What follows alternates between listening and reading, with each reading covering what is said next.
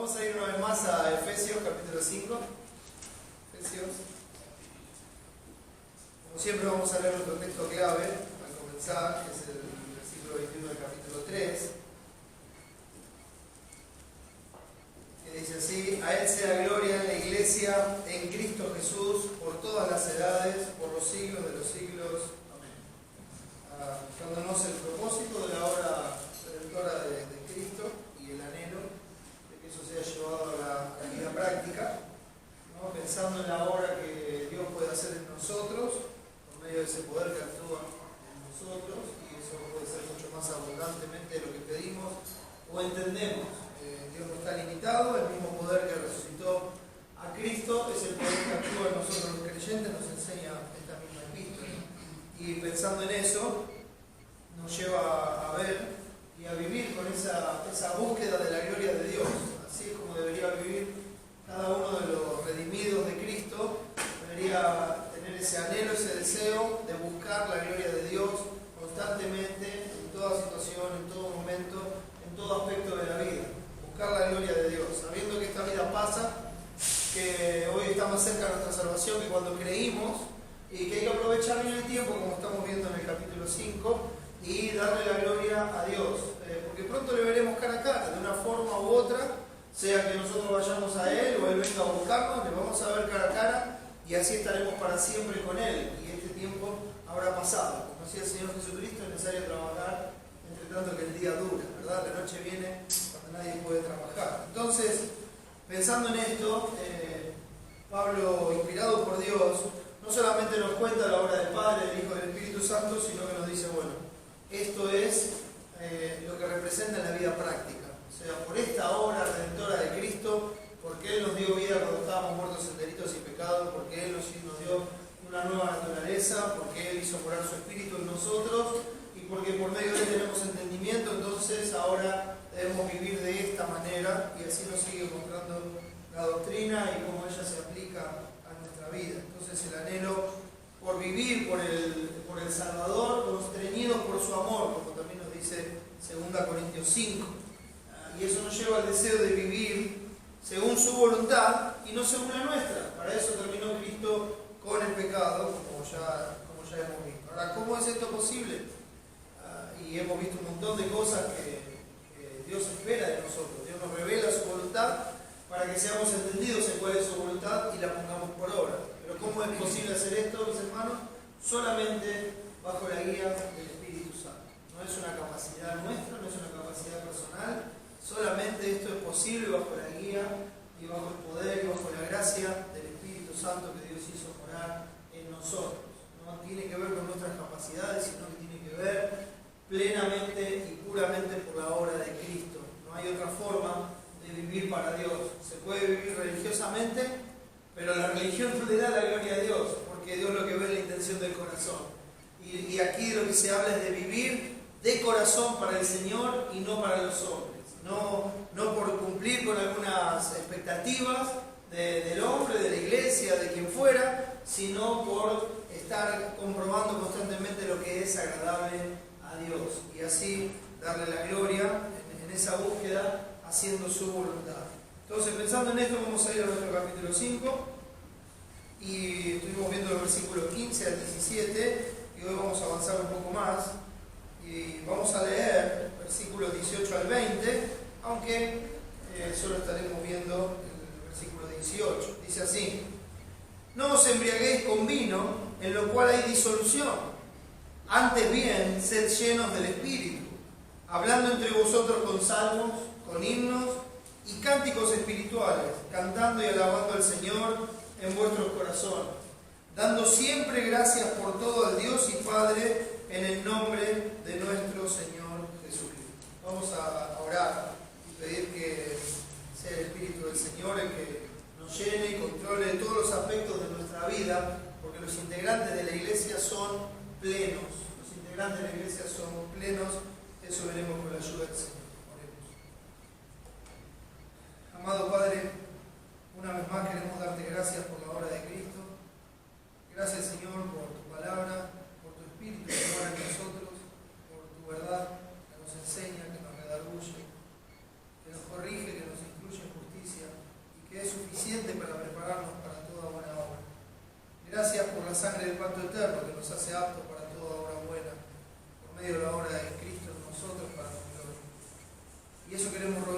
Señor, que sea tu Espíritu Santo el que nos guíe completamente, el que tenga la influencia total sobre todos los aspectos de nuestra vida.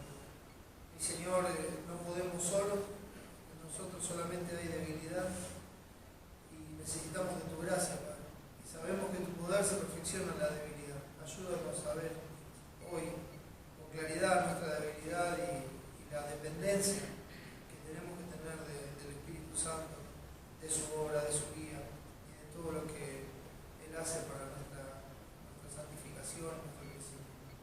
Gracias, Padre, por este tiempo como iglesia. Te ruego, Señor, que bendigas tu palabra, que yo no vuelva vacía. Edifica tu iglesia y, Padre, te ruego que salves a los que no te conocen. Ayúdame, Señor, y dame sabiduría de lo alto para compartir fielmente. Te lo pedimos, Padre, en el nombre de Jesús. Delante de la iglesia son plenos.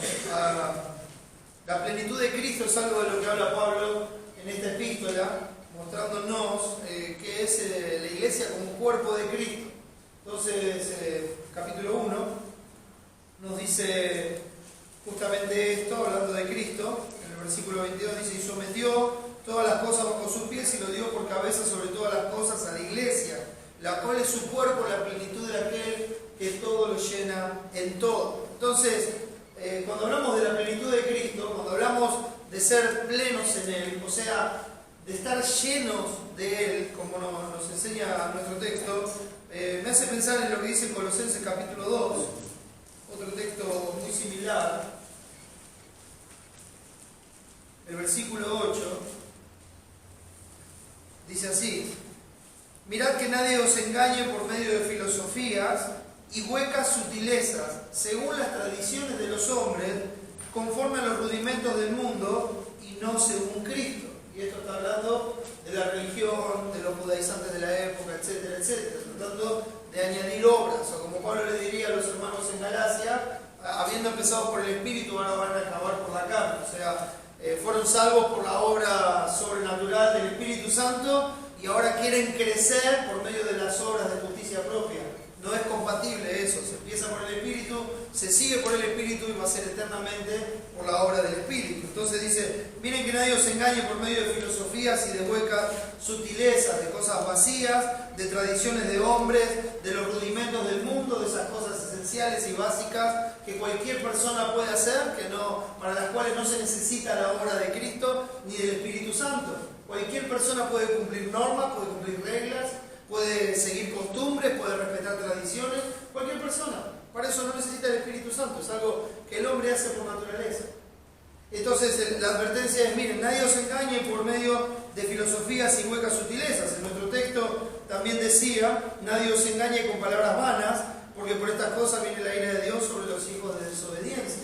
Entonces, pensando en esto, dice: no se dejen engañar por estas cosas. ¿Por qué? El versículo 9 dice: porque en Él, estas cosas no son según Cristo, porque en Él, en Cristo, habita corporalmente toda la plenitud de la deidad. La palabra que se usa ahí es pleroma, y eso significa que en Cristo está todo lo que Dios es. Todo lo que Dios es, así, simplemente. Todo lo que Dios es está en Cristo, porque en Él habita corporalmente toda la plenitud de la deidad, y añade: y vosotros estáis completos en Él. O sea, cuando alguien está en Cristo, ya está completo. La obra ya está consumada en una forma perfecta. La justicia de Cristo es nuestra justicia. O sea, no hay forma de que nosotros podamos ser, una vez rescatados por la gracia de Dios, no hay forma de que nosotros podamos ser mejor o peor delante de Dios. Porque la justicia perfecta de Cristo es la que nos cubre. Entonces, querer ser mejor es tener esa soberbia de querer ser mejor de lo que Cristo fue delante del Padre. Y ser peor es menospreciar la obra de Cristo. Entonces, nuestra fe y nuestra confianza tiene que descansar pura y exclusivamente en la obra de Cristo. Entonces, esto no depende de nosotros, hermanos. Depende pura y exclusivamente de Él. Hagamos lo que hagamos, tengamos el reconocimiento que tengamos, los méritos son siempre de Cristo y la gloria siempre para Dios. Este mismo pasaje, voy a avanzar unos versículos hasta el final del capítulo 2 de Colosenses, que dice: tales cosas tienen a la verdad cierta reputación de sabiduría en culto voluntario, humildad y en duro trato del cuerpo. Cuando una persona vive una religión y se somete a determinadas cosas, se somete a, por ejemplo, esta noción de sabiduría en culto voluntario, hace cosas voluntariamente, quiere participa en esta actividad, en aquella, en la otra, y voluntariamente se somete a eso y lo hace diciendo, bueno, yo estoy participando, vean todos cómo estoy cumpliendo con todas las cosas, ¿verdad? Dice, tiene cierta reputación, en humildad, en duro trato del cuerpo, porque la persona es abnegada, ¿verdad? Y se presenta y dice, oh, he dejado mis cosas para venir a hacer esto, qué sacrificado que soy. Es cierto, tal vez pueda conseguir el aplauso de los hombres, pero estas cosas no tienen valor alguno contra los apetitos de la carne. Y ese es el punto. Porque nosotros no le podemos decir al pecado, mirá que yo el domingo fui a la iglesia, pecado, alejate de mí porque mirá que estoy leyendo la Biblia a la mañana temprano cuando me levanto. Mirá, pecado, alejate de mí porque yo soy un hombre de oración. No funciona de esa manera, mis hermanos. Cosas que puede hacer cualquiera. Cualquiera puede leer la Biblia, no necesita el Espíritu Santo. Cualquiera puede orar, no importa si es escuchado o no, puede hacerlo. Sabemos que Dios no oye a los pecadores, pero cualquiera puede orar. Cualquiera puede ir a una iglesia, cualquiera puede asistir fielmente a una iglesia. Pero no es eso de lo que estamos hablando, hermano. Sino que estamos hablando de la vida en Cristo. De vivir para su gloria. De vivir para que Él sea reconocido y no nosotros. De vivir para que Él sea exaltado y no nosotros. De vivir por sus méritos y no por los nuestros. De descansar completamente en su obra. De saber que en Él estamos totalmente completos. De que Él sea nuestro gozo y que no busquemos el gozo en ninguna otra cosa. Que no busquemos el gozo cuando miramos nuestro día y decimos, wow, qué bien que viví hoy. Gracias, Señor, que me guardaste de pecar tantas veces hoy. Si oramos así, hermanos, tendríamos que terminar la oración diciendo, y perdóname, Señor, por todas las veces que sí he pecado hoy. Porque si alguno dice que no tiene pecado, a Él le hace mentiroso y la verdad no está en Él. La obra de Dios de salvación para nuestras almas está totalmente completa, acabada y perfecta en nuestro Señor Jesucristo. Y si nosotros estamos en Él por la fe, esa obra es nuestra. Esa plenitud de Cristo es nuestra. Estamos completos, terminados en Él. Y para esto voy a leer los versículos que siguen en Colosenses. En Él también fuiste circuncidados, el 11 del 2, ¿no? Con circuncisión no hecha a mano, el echado de vosotros el cuerpo pecaminoso carnal, en la circuncisión de Cristo, sepultados con Él en el bautismo, en el cual fuiste también resucitados con Él, mediante la fe en el poder de Dios que le levantó de los muertos. Y a vosotros, estando muertos en la incircuncisión de vuestra carne, os dio vida juntamente con Él, perdonándoos todos los pecados, anulando el acta de los decretos que había contra nosotros, que nos era contraria, quitándola de en medio y clavándola en la cruz. Escuchó el acta de los decretos que nos era contrario. Todos los pecados, pasados, presentes y futuros, todos nuestros pecados fueron clavados por Cristo en esa cruz vacía, porque Él pagó por esos pecados y quedó exhibida en esa cruz su victoria sobre todos los pecados. Es por esa obra que nosotros hoy tenemos la victoria en Cristo sobre el pecado, sobre la muerte y sobre Satanás.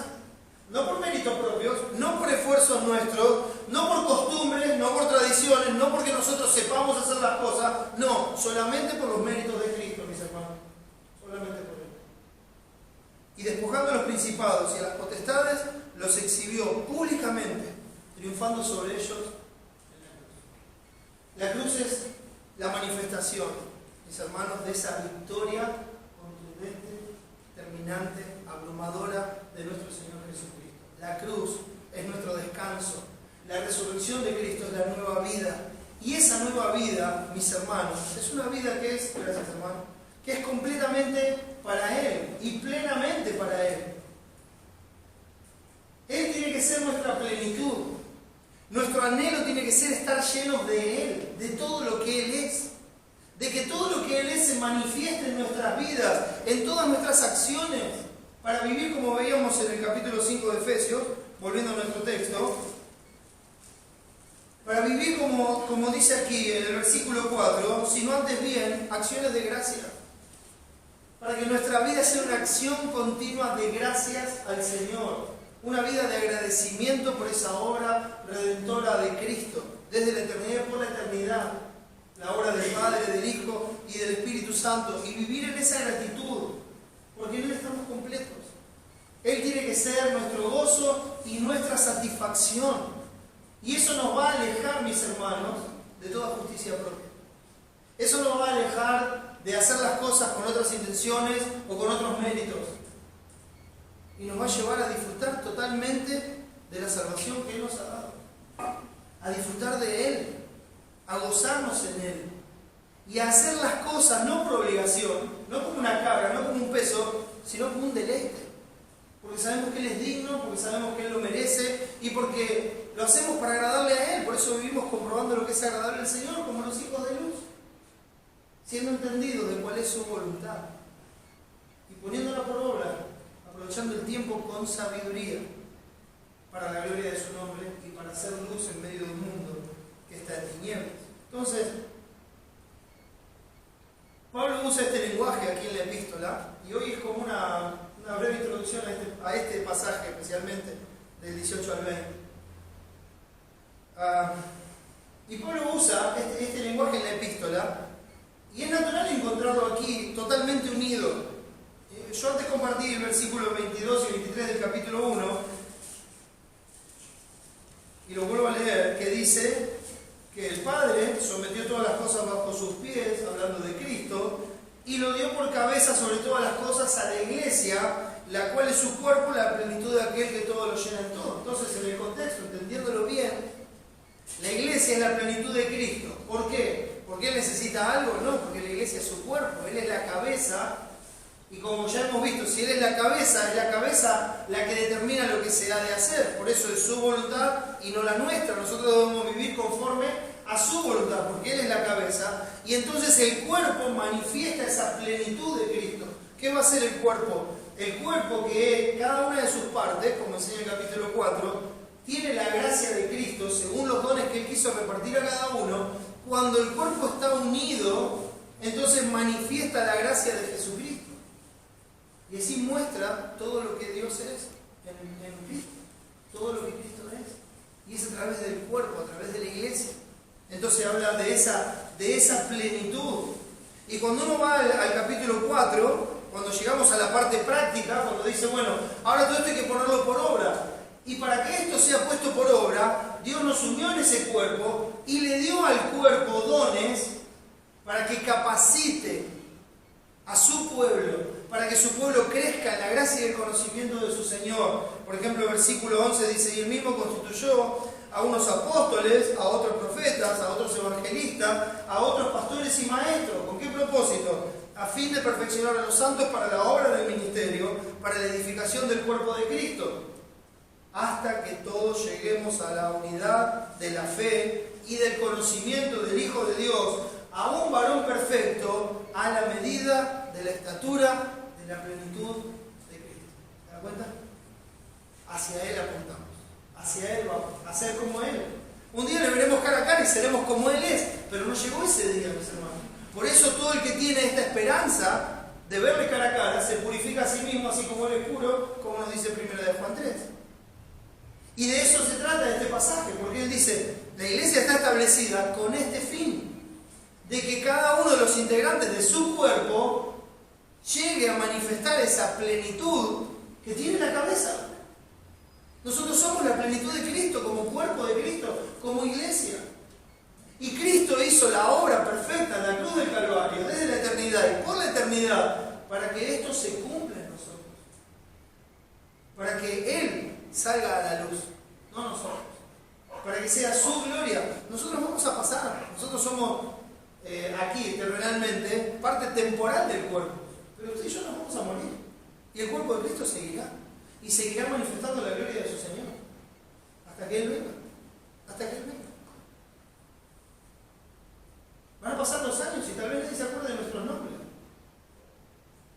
Pero la iglesia de Cristo va a permanecer, porque las puertas del Hades no van a prevalecer contra ella. Y el nombre de Cristo va a seguir siendo exaltado y puesto en alto, porque Él es el Rey soberano que está sentado en el trono y es el único digno. Y para eso está la iglesia.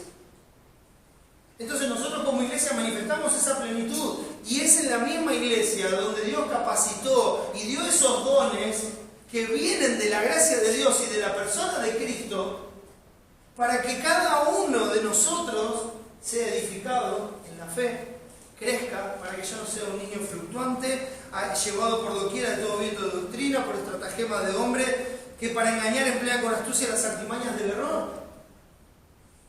Entonces Dios estableció un orden y una forma para que eso sea la plenitud de nuestras vidas. Pero no solamente estableció esto, sino que estableció el medio de gracia para llevarlo a cabo. Porque yo les dije al principio, es imposible hacerlo por nosotros mismos. Por eso era necesario que el Espíritu Santo venga sobre nosotros, que esté en nosotros, que more en nosotros y que a través de nosotros le dé la gloria a Dios. Y así se manifiesta también en la epístola. Uno cuando ya empieza en el capítulo 1, versículo 13, encuentra esto. Dice, otra vez hablando de Cristo, y ya hemos visto esto en el libro, ¿no? Cada vez que la palabra dice en Él, todo es en Cristo. Es de Cristo, por Cristo y para Cristo. Y es en Cristo. Entonces dice versículo 13, en Él también vosotros, habiendo oído la palabra de verdad, el evangelio de vuestra salvación, y habiendo creído en Él, fuisteis sellados con el Espíritu Santo. ¿Eh? O sea, ya cuando empieza a hablar de la obra eterna del Padre y habla de la salvación, dice, por estar en Cristo, porque están en Él, porque en Él fueron escogidos antes de la fundación del mundo, para ser adoptados hijos suyos. En Él somos aceptos delante de Dios, somos aceptos en el amado. Es solamente en Él.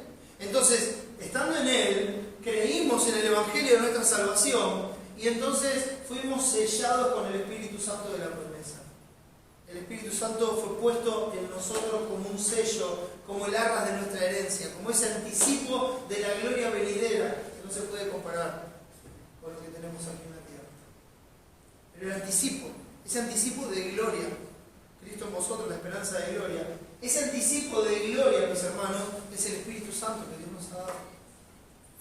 Él puso su Espíritu en nosotros cuando nos regeneró y puso temor de Él, y puso ese Espíritu para que nosotros no nos apartemos de Él, para que lo conozcamos, para que podamos discernir su voluntad, para que sepamos qué hacer, y como vamos a ver también más adelante, para que ese Espíritu se oponga a nuestra carne.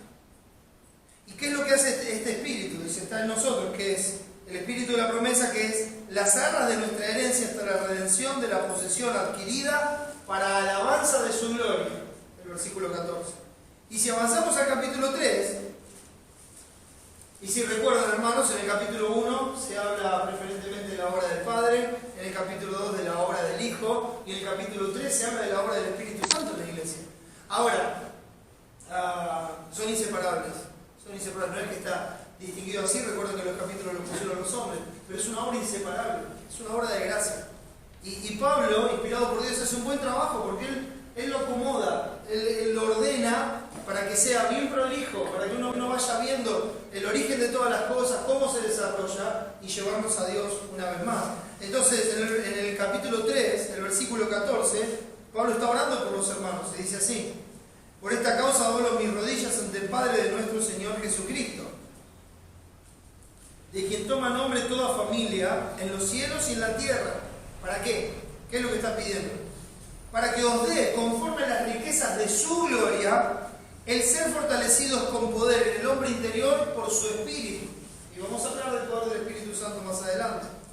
¿Para qué? Para que habite Cristo por la fe en vuestros corazones, a fin de que, arraigados y cimentados en amor, ¿sí?, echando raíces y poniendo el cimiento en el amor de Dios, en el amor de Cristo, dice, seáis plenamente capaces de comprender con todos los santos cuál sea la anchura, la longitud, la profundidad y la altura, y de conocer el amor de Cristo, que excede a todo conocimiento, para que seáis llenos, ¿de qué, hermanos? De toda la plenitud de Dios. La única forma de ser llenos de toda la plenitud de Dios es que el Espíritu Santo que mora en nosotros nos haga capaces de comprender toda la dimensión del amor de Cristo. Porque nuestra fe, esperanza, está cimentada y arraigada en ese amor eterno. Con amor eterno te he amado, por tanto te prolongué mi misericordia. Entonces, una de las tareas del Espíritu Santo es hacernos conocer cada día más y más profundamente toda la dimensión del amor de Cristo. Para que su plenitud esté en nosotros y nosotros seamos como Él, seamos imitadores de Dios como hijos amados. Para que vivamos como Cristo vivió, para que amemos como Él nos amó, para que perdonemos como Él nos perdonó, para que seamos misericordiosos como Él fue misericordioso con nosotros, y así puedo seguir el resto del día, mis hermanos. Porque todo eso tiene que ver con las dimensiones del amor de Dios manifestado en la obra de nuestro Señor Jesucristo. Entonces el Espíritu Santo está ahí, como ese sello perfecto y anticipo de la gloria venidera, y está ahí para llevarnos a la plenitud de Dios, para que seamos plenos. Para plenos en Él y para Él. Para que cumplamos con ese propósito eterno de darle la gloria a Jesús. Eso es de lo que estamos hablando, hermano. No de sentirse realizado y gozoso por uno mismo, por lo que alcanzó. No, Él es nuestra plenitud. Su obra es nuestra plenitud. Él es nuestro gozo, su obra es nuestro gozo. En Él estamos completos, en Él nos gozamos eternamente. No se trata de la realización del hombre, sino que se trata de la gloria de Dios por medio de la obra de Él.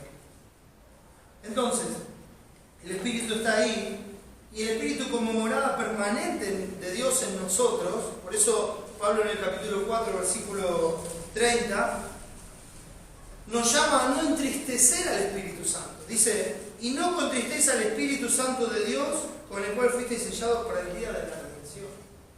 Esto, hermanos, es una confirmación gloriosa de que la persona de Dios está morando en nosotros. Porque uno no puede entristecer a alguien que no es una persona.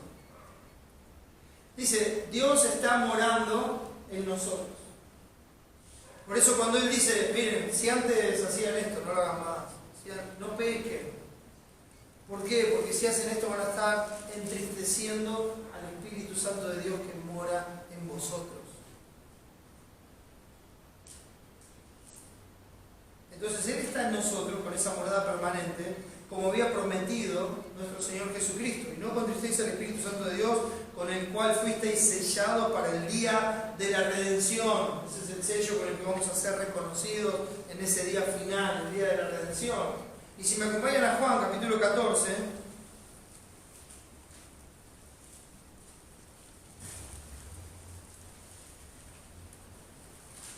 vemos esa promesa de Cristo. Y vamos a ver algunos versículos que refieren a eso, salteados.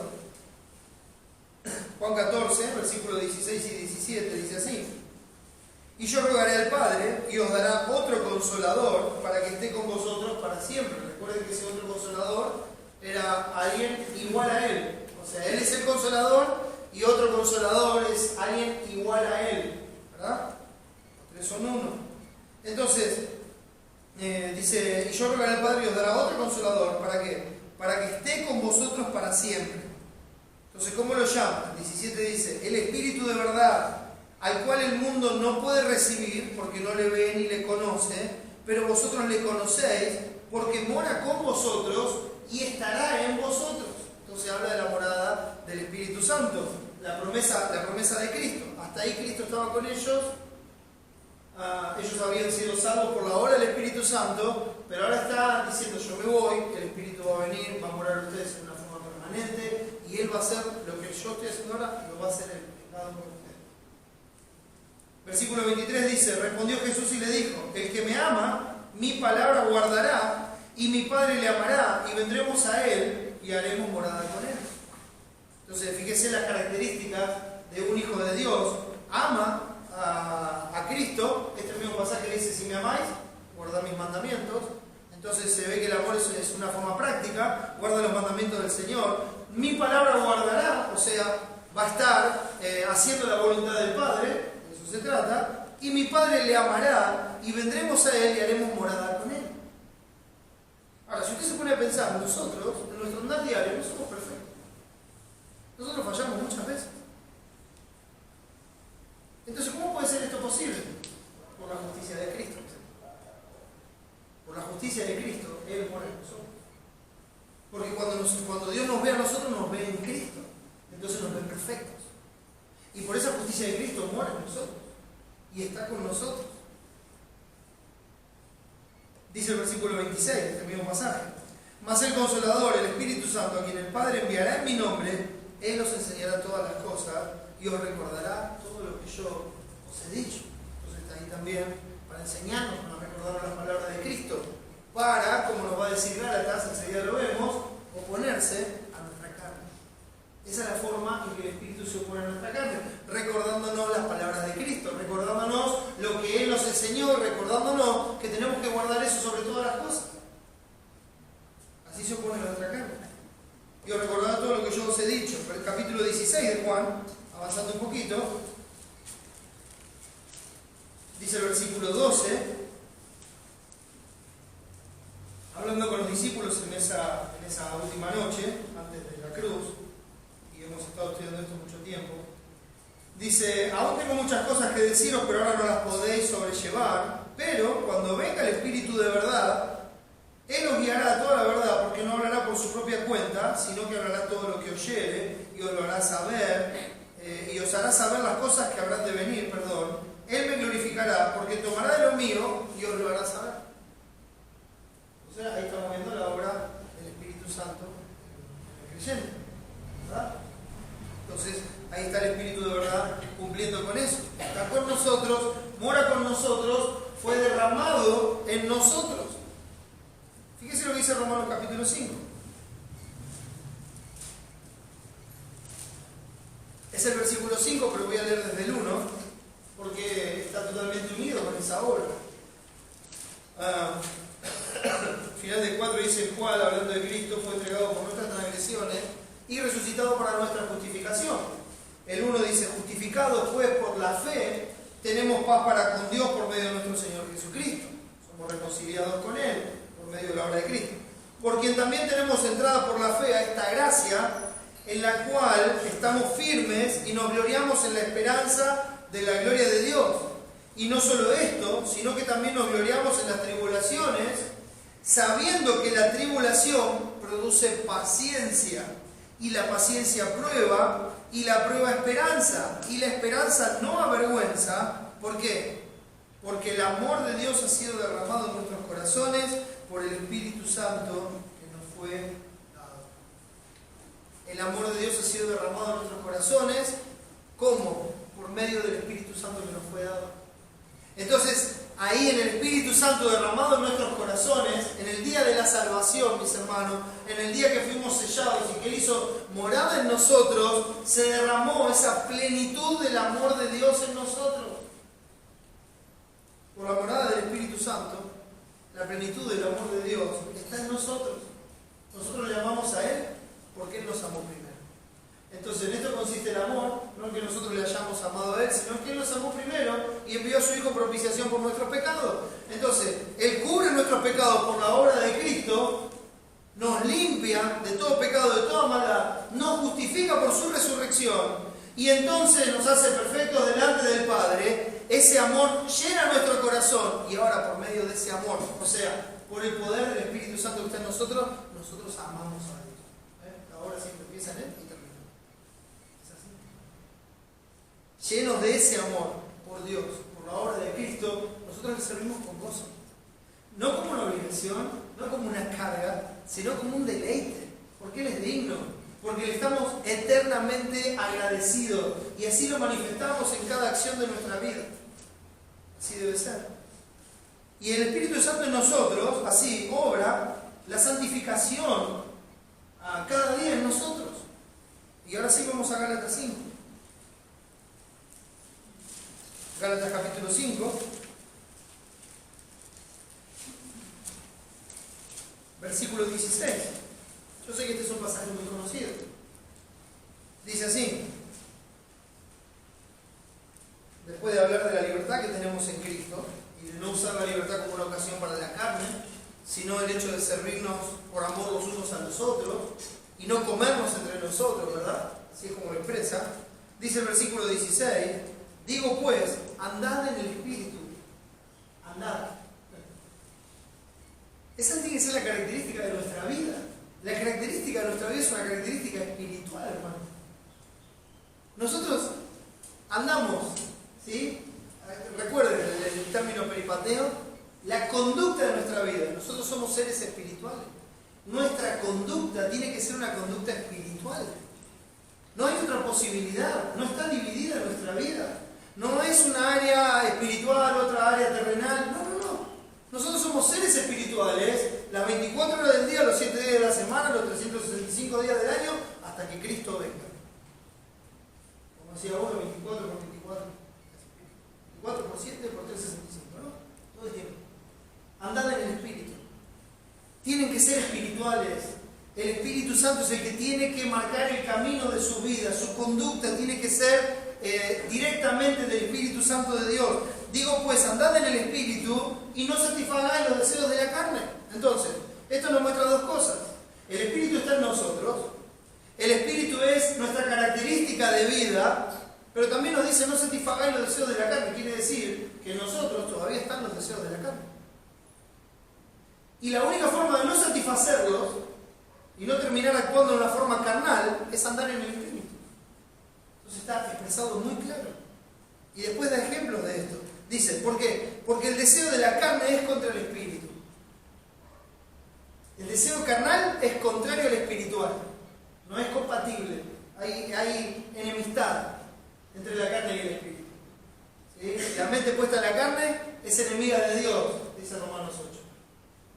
Hay un precioso mensaje de Spurgeon sobre ese pasaje. Os animo cuando puedan. La mente puesta en la carne es enemiga de Dios, mis hermanos. Entonces dice, el deseo de la carne es contra el Espíritu. Siempre satisfacer la carne va a ser en contra de la guía del Espíritu Santo. ¿Sí? Y el del Espíritu es contra la carne. O sea que para poder satisfacer las demandas del Espíritu Santo y seguir la guía del Espíritu Santo, tenemos que morir a nosotros mismos, porque es contrario a la carne. Por eso debemos presentarnos cada día como un sacrificio vivo, muertos a nosotros mismos, pero vivos para Dios. Porque lo que Dios demanda es contrario a nuestra carne. La voluntad de Dios es contraria a nuestra carne, siempre. Siempre. Y la única forma que no sea contraria es cuando nosotros la hacemos morir y nos gozamos en la voluntad de Dios. No puede separar esto. Y no intente hacerlo, porque va a ser una aflicción profunda en su vida. Dice, y estos se oponen entre sí para que no hagáis lo que quisieran. Entonces el Espíritu nos recuerda lo que Cristo nos enseñó, nos recuerda sus palabras, nos da la capacidad de guardar sus palabras, y de esa forma, mis hermanos, de esa forma nos va guiando y se opone a la carne. Hacemos morir la carne, seguimos el Espíritu y Dios es glorificado y así vamos siendo santificados cada día.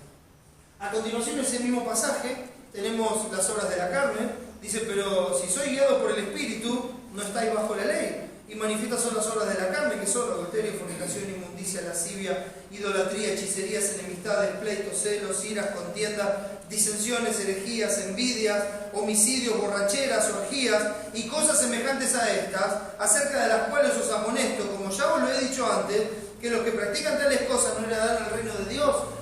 El pasaje es igual que el pasaje de Efesios que estamos viendo. Eso es lo que la carne quiere. Esto es como la carne se satisface con todas estas cosas y todas las cosas que derivan de estas. Eso manifiesta la obra de la carne.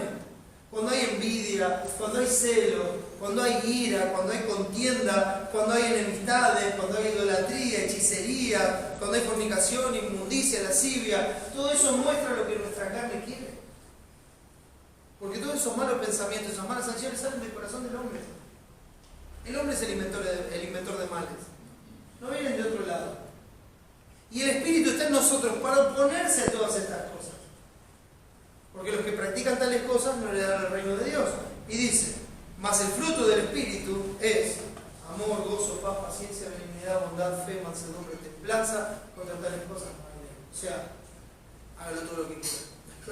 ame todo lo que quiera, tenga todo el gozo que quiera, tenga toda la paz que quiera, sea todo lo benigno que pueda, tenga toda la mansedumbre que sea necesaria, tenga toda la paciencia que sea necesaria, y así. ¿Por qué? Porque cuando tales cosas no está limitado. No está limitado. Eso es andar en el Espíritu, dejando las otras cosas de lado y manifestando la obra de Cristo en nuestras vidas por medio de las acciones. Este amor, mis hermanos, este gozo, esta paz, este es el amor que se manifiesta cuando tenemos que amar a nuestros enemigos, cuando tenemos que amar a los que no nos aman, cuando tenemos que amar a los que nos maltratan. Como dice Cristo en el Sermón del Monte, si saludamos a los que nos saludan y si amamos a los que nos aman, ¿qué hacemos de más? ¿No hace lo mismo los gentiles? Pero el amor del Espíritu es el amor que Dios tuvo para con nosotros cuando no estábamos muertos en nuestros delitos y pecados, cuando éramos enemigos de Dios. Y eso nos lleva a amar a nuestros enemigos para ser como nuestro Padre que está en los cielos. Entonces habla de ese amor, habla del gozo, no cuando todo va bien. Cuando todo va bien es fácil tener gozo. Habla del gozo cuando las aflicciones y las tristezas que nos rodean nos apabullan. Y son cosas totalmente ilícitas, mis hermanos. Puede haber tristeza y puede haber angustia, pero nada puede ser mayor que el gozo del Señor. Que gozamos en Él. Porque estas cosas van a pasar, pero la obra de Cristo va a permanecer para siempre. Es tener paz en medio de todos los conflictos y no seguir con la guerra. Es poder tener paciencia, o sea, seguir adelante haciendo la voluntad de Dios aunque estemos puestos bajo presión todo el tiempo por las aflicciones, las tribulaciones y las persecuciones de este mundo. Eso es andar en el Espíritu, andar con benignidad, siendo bondadoso, buscando hacer el bien al otro, sin esperar recibir nada a cambio, sin importar lo que el otro haga, sin importar si me dice siquiera gracias. Es hacer lo que es correcto porque Dios es digno. Es hacer el bien a todos y mayormente a los de la familia de la fe porque Dios es digno. Porque Él lo hizo así para con todos y nosotros debemos imitarle a Él y vivir en ese mismo amor. Y así podemos seguir por cada uno de estos aspectos, hermanos. El Espíritu se opone a nuestra carne para que no hagamos lo que nosotros queramos. Volviendo a Efesios 5. Nuestro texto, hermanos, y pensando puntualmente en el 18, que dice: no os embriaguéis con vino, en lo cual hay disolución, antes bien, sed llenos del Espíritu Santo. Nuestro texto, hermanos, no es solo una prohibición a disponerse a llenarse con vino o con cualquier bebida tóxica. Tome la palabra vino, oinos, tómelo como una bebida tóxica, como algo que contiene alcohol y que puede alterar todos los sentidos del cuerpo. No es una prohibición a tomar vino, no es esa prohibición, sino que fíjense que lo que está prohibido es llenarse, embriagarse, emborracharse. La palabra embriagar significa llenar hasta el tope, y así. Entonces, uno tiene que ver el texto como lo que es. No es simplemente una regla que dice: miren, está prohibido emborracharse. Dice Proverbio 20, el vino es escarnecedor y la sidra alborotadora, y cualquiera que por ellos yerra, no es sabio. ¿Qué estábamos viendo en el texto anterior? Mirad pues con diligencia como andéis, no como necios, sino como sabios. Dice: aprovechando bien el tiempo porque los días son malos, por tanto no seáis insensatos o necios, sino entendidos, sabios, de cuál sea la voluntad del Señor. Dice: no os embriaguéis con vino, lo cual hay disolución. No se embriaguen con vino, lo cual hay disolución. El vino es escarnecedor y la sidra alborotadora. Y la sidra, mis hermanos, no es lo que nosotros hoy conocemos por sidra en el tiempo bíblico. Era una bebida más tóxica que el vino. ¿Sí? Son distintas cosas.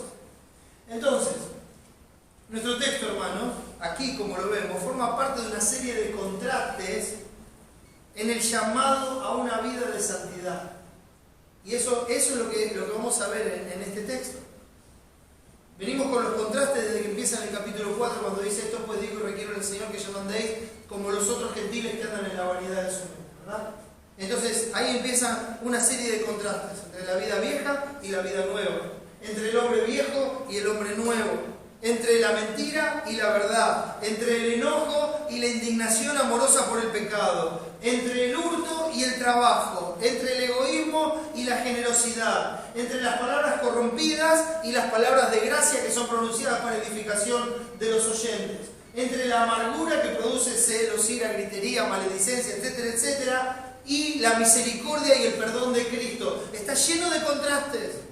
Un contraste entre el amor, como Cristo vivió y nos amó y se entregó a sí mismo por nosotros, es un contraste con el desinterés y el desprecio por los otros, por los demás, por los hermanos.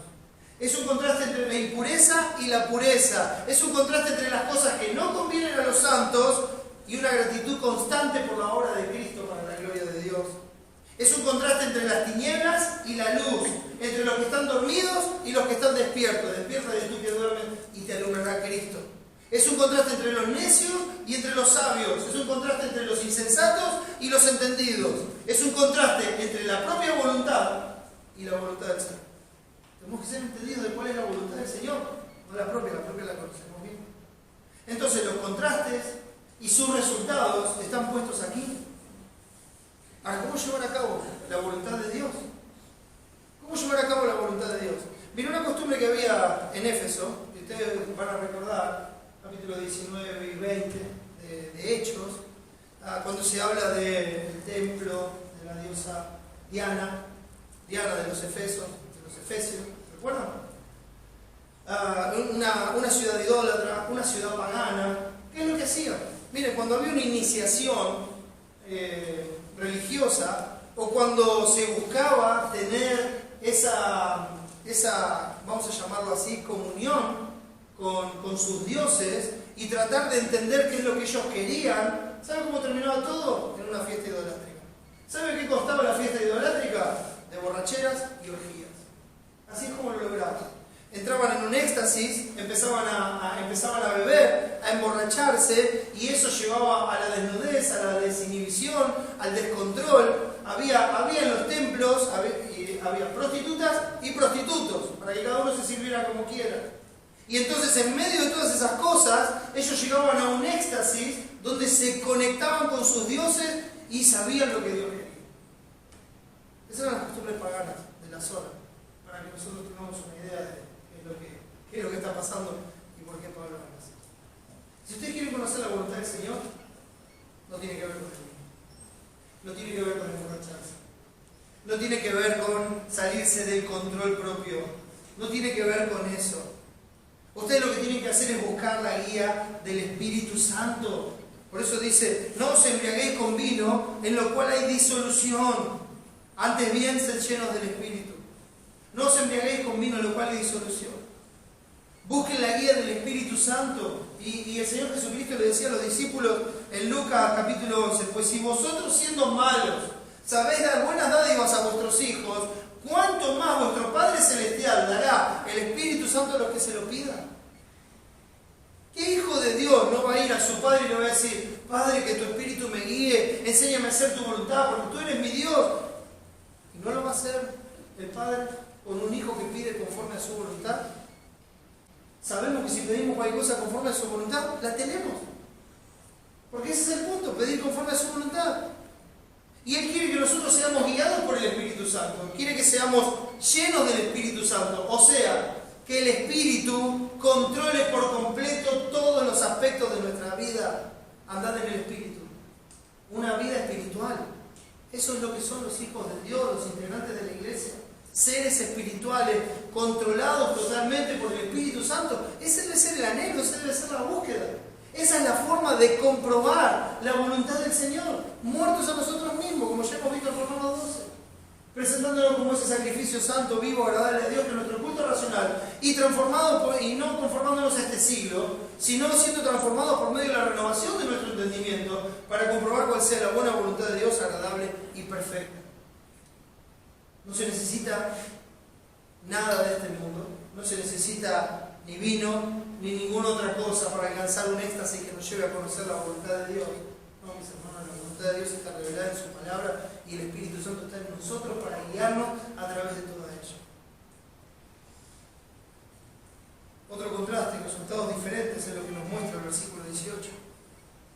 ser llenos, embriagarse, produce disolución. Produce disolución. Es interesante porque la misma palabra, azotia, es la misma que se usa en la parábola del hijo pródigo, cuando dice que el hijo se fue y vivió perdidamente. Y eso es lo que es la disolución. Produce todo lo contrario a la obra del Espíritu Santo. Produce descontrol, produce mal gasto de la vida y de los recursos, produce una prodigalidad en entregar todo lo que uno tiene, desinhibe por completo a la persona. Eso es lo que produce el vino, disolución, y está médicamente comprobado. El alcohol es un supresor natural de las funciones del cuerpo y de la mente. Y no es algo que diga yo, es algo que está médicamente comprobado. Produce cierta alegría momentánea, que después es acompañada de una profunda tristeza. ¿Por qué? Porque suprime algunas cosas en nosotros que normalmente son barreras para que no hagamos determinadas cosas. O sea, que nos lleva a un descontrol. Eso es lo que hace. Por eso dice, no mires al vino cuando rojea. Para quien es el aire, para todos los ojos. Entonces se va a caer y cuando se levante, lo va a volver a buscar. Es como el pecado. Es como una droga.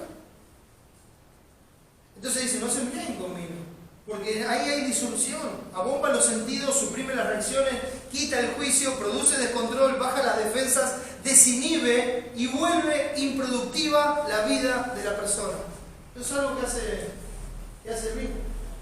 Hay un texto en el Antiguo Testamento cuando dice que hay de aquellos que le dan vino a la otra persona para ver su desnudez, para llegarse a ella, etcétera, etcétera.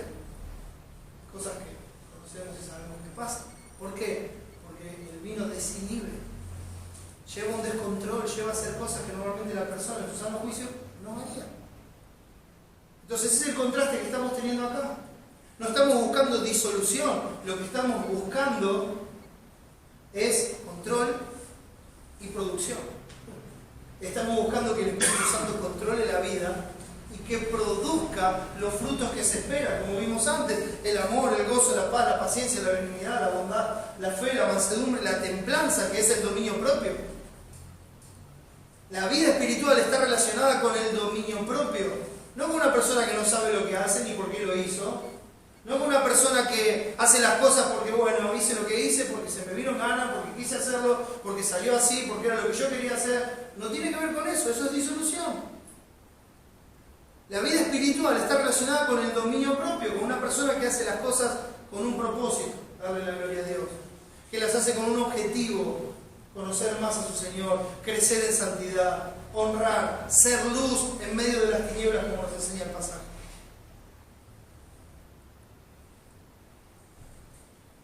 Por eso dice, antes bien, sed llenos del Espíritu Santo. Y eso produce el fruto, como vimos en el versículo 9. Porque el fruto del Espíritu es en toda bondad, justicia y verdad. Entonces anden como hijos de luz, fueron sacados de las tinieblas a la luz. Entonces anden como hijos de luz. ¿Cómo andan los hijos de luz? Guiados por el Espíritu Santo, produciendo fruto. Porque el fruto del Espíritu es en toda bondad, justicia y verdad. En esto conocerán que son mis discípulos, ¿verdad? Y en esto seréis mis discípulos, que llevéis mucho fruto. Mucho fruto. Para eso nos salvó, para eso nos escogió el Señor. Y nos puso para que llevemos fruto. Entonces, una cosa produce disolución, es improductiva, y la otra nos lleva a aquello para lo que el Señor nos salvó, que es dar fruto para la gloria de su nombre. Produce en nosotros el carácter de Cristo, produce un gozo verdadero y eterno. El Salmo 4 dice, tú diste alegría a mi corazón, mayor que la de ellos cuando abundaba su grano y su mosto. ¿Sabe por qué? Abundaba el grano, está hablando del tiempo de la cosecha. Entonces, cuando cosechaban, celebraban la cosecha. ¿Y cómo la celebraban? Con un buen vino. Hasta que no quede nada, ¿verdad? Entonces tomaban el vino, y no estoy hablando en contra de la participación racional, pero esto es a lo que se refiere. Tienen esa alegría fingida, momentánea, de estar con todos los sentidos fuera de sí, y que luego cuando se despierta ni se acuerda ni sabe lo que es.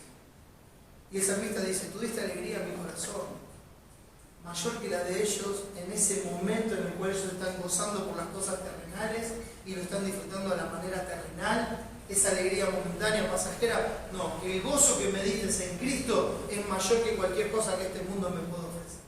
Y para mí eso es. Tú diste alegría a mi corazón, mayor que la de ellos, o sea, los que no conocen a Dios, cuando abundaba su grano y su mosto. Cristo, mis hermanos, es el verdadero gozo. Por su resurrección nosotros tenemos vida. Y lo dice así el Salmo 16. Porque no dejarás mi alma en el Seol, ni permitirás que tu santo vea corrupción. Me mostrarás la senda de la vida. En tu presencia hay plenitud de gozo, delicias a tu diestra para siempre. Cristo es nuestro gozo. Su voluntad es nuestro gozo. Su espíritu es nuestro gozo. Él es nuestra satisfacción completa. Darle la gloria a Él, servirle a Él, exhibir la grandeza de su nombre, debe ser nuestro gozo y satisfacción y debe ser lo que nos lleve a ser plenos en el Señor. No es la alegría momentánea de estar fuera de sí, sino la plenitud del amor, del gozo y la esperanza que Cristo nos da. Y vivimos por la presencia de su Espíritu en nosotros para guiarnos en cada momento y darle la vida. Por eso, mis hermanos, por esa obra de Cristo, Redentor de la cruz del Calvario, muriendo por los pecados de los que creen en Él, siendo sepultado y siendo resucitado al tercer día para darle vida a todos los que creen en Él, y con esa obra consumada le dice a todos, el que a mí viene yo no le echo fuera, y promete que todo aquel que invoque el nombre del Señor será salvo. Yo te animo que si estás aquí sin Cristo, vengas a Cristo a buscar la salvación eterna de tu alma, porque en su presencia hay plenitud de gozo y delicias en su diestra, en Cristo para siempre, para siempre. Si eres un hijo de Dios, entonces vive como un integrante de la iglesia. Los integrantes de la iglesia son plenos, todo lo que Dios es habita en ellos. Amén. Vamos a ver. Señor, gracias por Cristo, por su obra, por tu palabra, por tu espíritu. Gracias por todo, Padre. Te ruego, Señor, que nos ayudes a andar como es digno de tu nombre. Que nos ayudes a caminar en esta vida como lo que somos, hijos tuyos, seres espirituales, con el propósito y el deseo constante de darte la gloria, Señor. Constreñidos por tu amor, empujados por esa gracia que nos has mostrado, esa misericordia, llevados, Señor, en gratitud a tus pies, para hacer todo lo que es agradable a ti, muriendo nosotros mismos y haciendo tu voluntad. Gracias, Padre, por este tiempo. Bendice tu palabra que no vuelva vacía y salva nuestros cuerpos. Gracias por